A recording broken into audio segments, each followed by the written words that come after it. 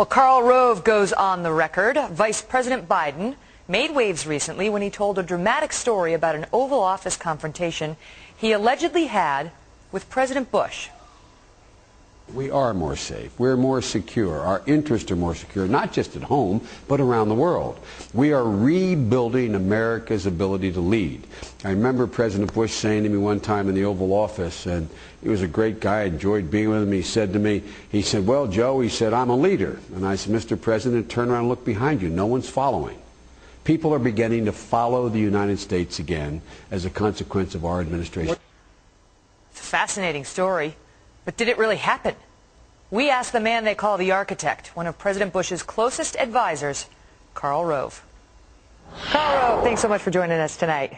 You bet. Thanks, Megan. All right, so let's start with this latest claim by the Vice President, Joe Biden, that he basically schooled President Bush and told him, listen, you may consider yourself a leader, but turn around, no one's following you. A lot of people from the White House, which you were in when President Bush was there, have come out and said, that just didn't happen. What's your memory of it? Yeah. It didn't happen. Look, Joe Biden does this. I remember this a couple of years ago when he made a similar claim. Joe Biden said, for example, that he spent hours with the president. Joe Biden was never alone with the president for more than a few moments. There was staff in the room at all times. He never said these kind of things. I hate to say it, but he's a serial exaggerator. If I was being unkind, I'd say he's a liar. But it is a habit he ought to drop. You'll notice every one of these incidents has the same structure.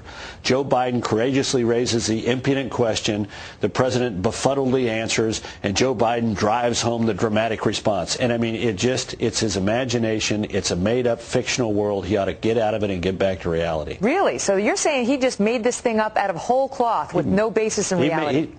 He's making these things up out of whole cloth. And, you know, if you look back at him, I mean, look, Joe Biden is spending hours, he said, with President Bush. I mean, please. I mean, the members of Congress might spend, you know, a significant amount of time with the president if you added up all the meetings that they were in together with other people.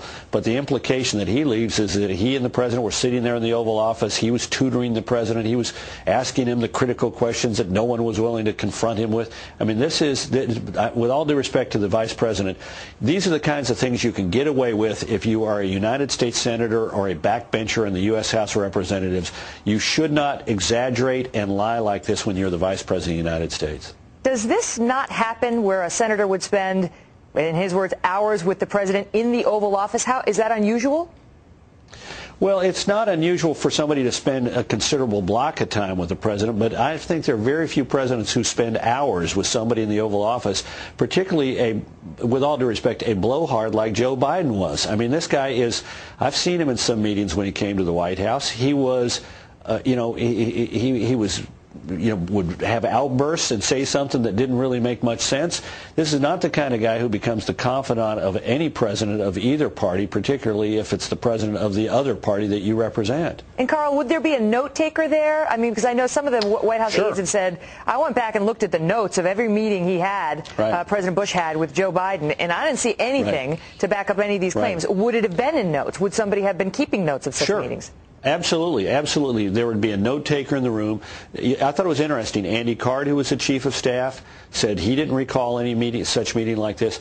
Candy Wolf, who is the head of congressional liaison. These are the two officials most likely to be in there, the head of congressional liaison and the chief of staff. I've talked to other members of the White House staff who both several years ago when this first emerged and then in the last couple of days, and no one has any recollection of anything remotely akin to what Vice President Biden says he was routinely saying and doing in the White House. You know, Karl, it's not getting a lot of play. Do people not care? If you, as you claim here, the Vice President of the United States is absolutely flat out lying about a conversation he claims he had with President Bush, and not just one conversation, but other conversations, why doesn't anyone care?